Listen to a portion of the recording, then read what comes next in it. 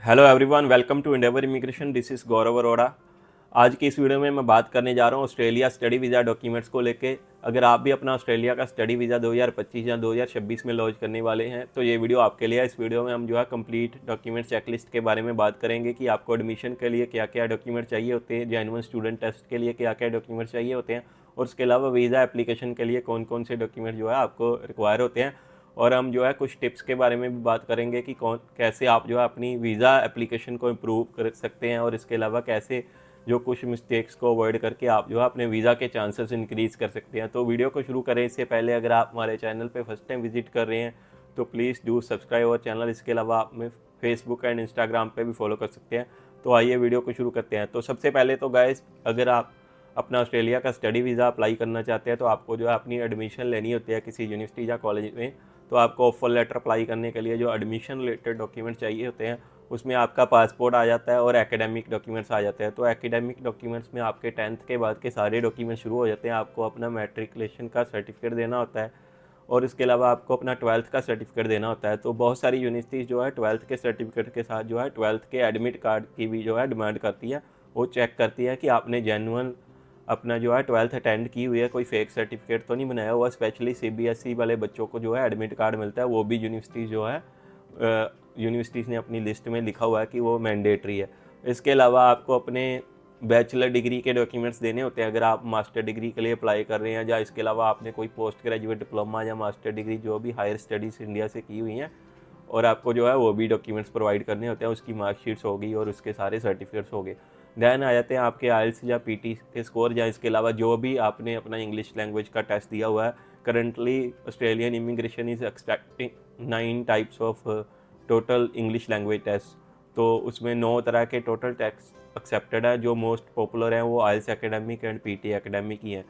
इसके बाद आपको अपनी स्टेटमेंट ऑफ पर्पस भी देनी होती है यूनिवर्सिटीज़ या कॉलेजेस को, जिसको आप एसओपी बोलते हैं।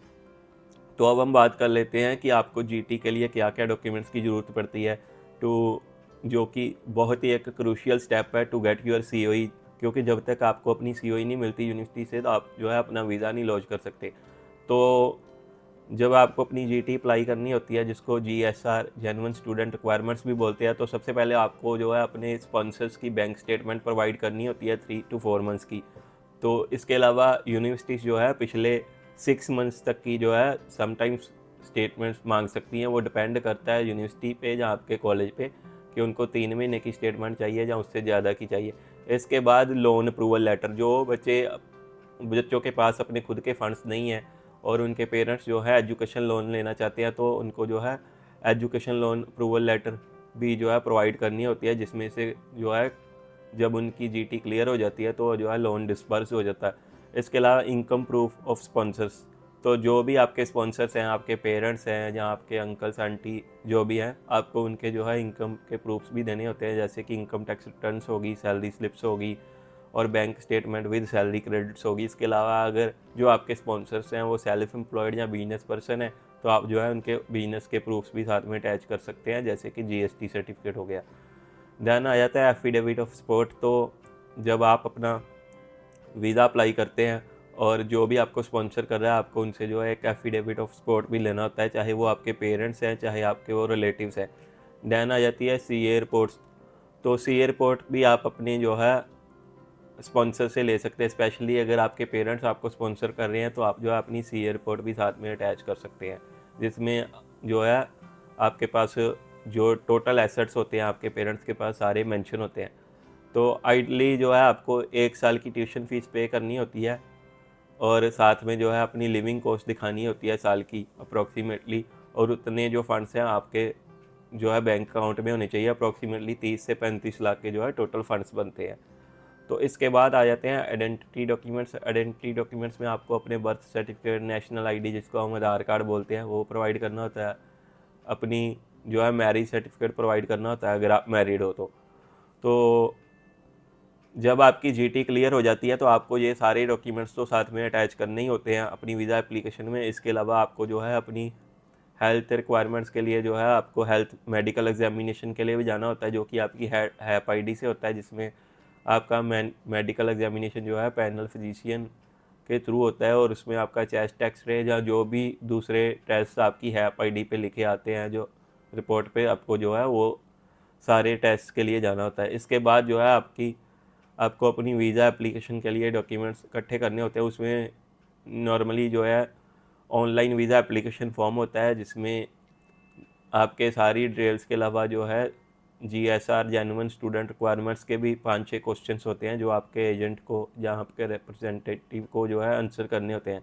उसमें आपको अपनी COE की ज़रूरत पड़ती है और आपके जो है GSR के सपोर्टिंग डॉक्यूमेंट्स जो होते हैं उसकी ज़रूरत पड़ती है। और इसके अलावा आपको जो है अपना overseas student health cover plan भी लेना होता है before lodgement of your visa. और आपको अपने फुल पासपोर्ट यानी कि जितने भी उसमें पेजेस हैं सारे पेजेस को जो है स्कैन करके अपने एजेंट को प्रोवाइड करना होता है। इसके अलावा आपको 956A फॉर्म जो होता है इमिग्रेशन का, वो अपने एजेंट को या रिप्रेजेंटेटिव को जो है साइन करके देना होता है। ये डिपेंड करता है, अगर आप ऑस्ट्रेलिया के किसी एजेंट से वीज़ा लगवा रहे हैं तो आपको 956 फॉर्म साइन करना होता है। अगर आप इंडिया से किसी रिप्रेजेंटेटिव से वीज़ा लगा रहे हैं एजेंट से, तो मोस्टली जो है 956A फॉर्म आपको साइन करना होता है।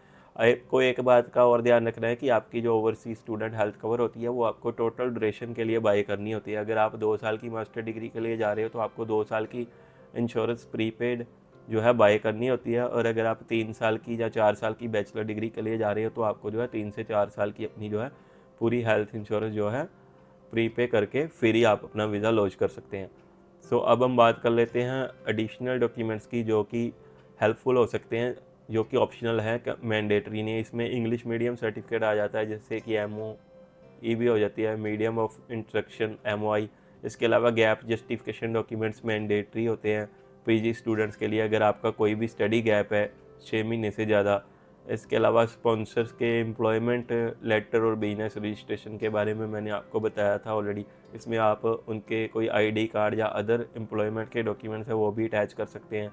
और होम टाइज के लिए जो है आप अपनी प्रॉपर्टी वैल्यूशन रिपोर्ट्स या प्रॉपर्टी के डॉक्यूमेंट्स भी जो है अटैच कर सकते हैं। आपको किन किन चीज़ों का ध्यान रखना है, आपको जो है अपनी SOP स्ट्रॉन्ग बनानी है, उसमें कोई भी जो है मिसिंग या रिक्वायरमेंट्स नहीं होनी चाहिए, आपकी जो SOP वीक नहीं होनी चाहिए। एक आपको दूसरा ध्यान रखना है कि आपके जो फंड्स है इनसफिशेंट नहीं होने चाहिए। आपको जो है उसको कैलकुलेट कर लेना है इस हिसाब से कि जितनी भी आपकी साल की ट्यूशन फीस है वो होगी, उसमें आपको $29,500 जो है अपने लिविंग एक्सपेंसेस प्लस करने हैं। और उसके अलावा आपको $2,000 जो है 2 से 3,000 कह सकते हैं जो है अपनी ट्रैवल के लिए भी ऐड करने होते हैं। और आप उसको जो है INR पे कैलकुलेट करके उतने फंड्स जो है इमिग्रेशन को शो कर सकते हैं। तो These are the documents to launch your visa application in 2025 and 2026। अगर आप किसी अच्छी यूनिवर्सिटी में अपना वीज़ा लॉन्च करना चाहते हैं तो आपको जो है ये सारे डॉक्यूमेंट्स की ज़रूरत पड़ेगी। लेकिन अगर आप किसी कॉलेज में जा रहे हैं तो कॉलेज की जो रिक्वायरमेंट्स हैं वो थोड़ी लीनियट होती हैं। कुछ कॉलेज आपसे जो है 2 से 3 महीने की बैंक स्टेटमेंट के साथ भी जो है आपकी GT क्लियर कर देते हैं, लेकिन यूनिवर्सिटीज़ जो है आपसे मिनिमम 3 to 4 मंथ्स की जो है बैंक स्टेटमेंट की डिमांड करती हैं। तो आपको इन चीज़ों का ध्यान रखना है कि हमेशा यूनिवर्सिटी में वीज़ा सक्सेस ज़्यादा होता है, कॉलेज में वीज़ा सक्सेस कम होता है। चाहे कॉलेज असेसमेंट लेवल 1 का भी है, उसमें वीज़ा सक्सेस कम रहेगा as compare to assessment level 2 university. और इसके अलावा ये भी चीज़ मैटर करती है कि आपको हमेशा, अगर आप UG स्टूडेंट है तो आपको बैचलर डिग्री के लिए ही वीज़ा अप्लाई करना है, डिप्लोमा के लिए नहीं करना। और अगर आप PG स्टूडेंट है तो आपको मास्टर डिग्री के लिए ही वीज़ा अप्लाई करना है, आपको किसी भी पोस्ट ग्रेजुएट डिप्लोमा के लिए वीज़ा नहीं अप्लाई करना, जिससे आपके जो है वीज़ा के चांसेस नियरली 100% हो जाते हैं अगर आपको एक अच्छी यूनिवर्सिटी से अपनी जो है मास्टर डिग्री की या बैचलर डिग्री की जो है COE मिल जाती है। ठीक है, अगर आपको डिप्लोमा या पोस्ट ग्रेजुएट डिप्लोमा की COE मिलती है तो उस पर जो है वीज़ा चांसेस बहुत कम रहते हैं एज़ कम्पेयर टू बैचलर या मास्टर डिग्री की COE से। सो आई होप कि आपको वीडियो पसंद आया होगा। ऐसी ही और वीडियोस के लिए आप हमारे चैनल को सब्सक्राइब कर सकते हैं। और अगर आपको किसी भी कंट्री का अपना स्टडी वीज़ा या विजिटर वीज़ा अप्लाई करना है तो आप एंडेवर इमिग्रेशन को भी कॉन्टैक्ट कर सकते हैं। Thanks for watching this video, see in the next video.